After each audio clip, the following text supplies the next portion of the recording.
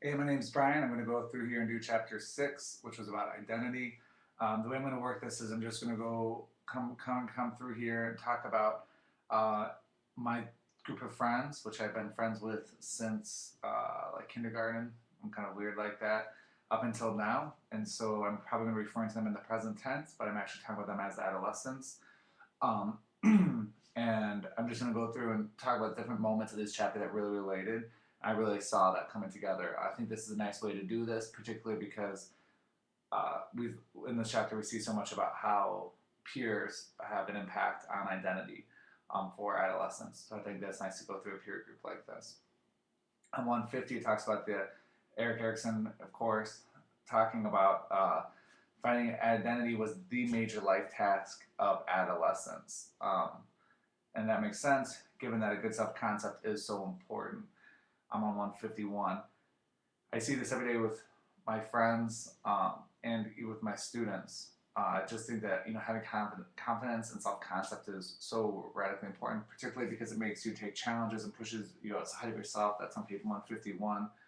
Um, and I think that more importantly, you don't necessarily need to be a complete ego-driven maniac. You just need to know, quote, know thyself, quote. So as long as you do that and know your weaknesses and your strengths, I think it's so much easier to find a career, which the chapter later talks about, figure out paths in life.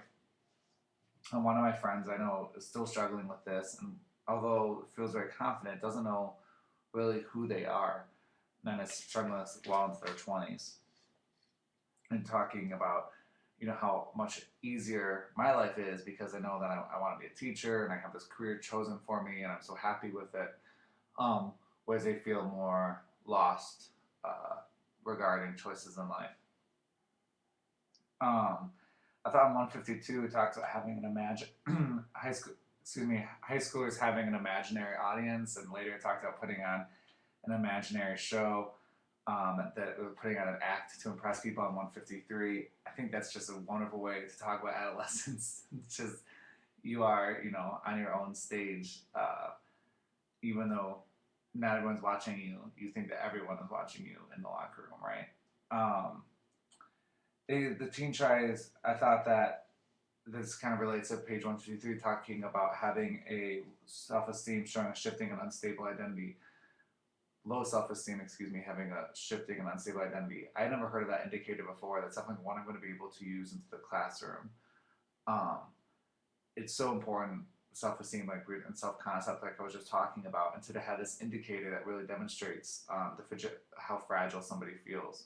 I think is a great way to go through this. I think it really relates to me for my group of friends. I have a buddy named Brad, one of my best friends, but it's low self-esteem, um, and it's always hard to pinpoint like how we know that. And that's kind of like that would be one of the indicators that actually does really ring true there.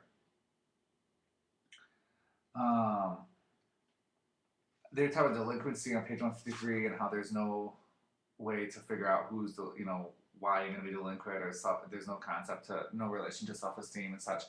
I think that this is a great thing to know because one of my friends, Ryan, growing up, group of three best friends, very similar family structures. Grew up grew up a block away from each other. Went to the same grade schools, elementary schools, same babysitters, same everything. He ended up going a different route and fell into what the author Dolgan would refer to as a delinquent. Um, and I'm still interested to figure out why there are those trends that some people go into that, and maybe it's just simple personality traits, a rebel personality trait. I would really be interested because that was something that really plagued me as an elementary school, or excuse me, as an adolescent, on why it was that my friend Ryan kind of took a different route than me and then my other good friend. Um, it all, either way, it kept reminding me on 54 that a motto 1986 really showed that lower self-esteem among adolescents from conflicted families and from those which the parent-adolescent relationship was poor. Just one more moment for the teacher to continue to be somebody who's giving praise throughout the thing, throughout education. I thought that this chapter was really nice. What I take from it is continuing to offer praise, continuing to think about self-esteem as a major indicator, and the importance of identity in general. Thanks for watching.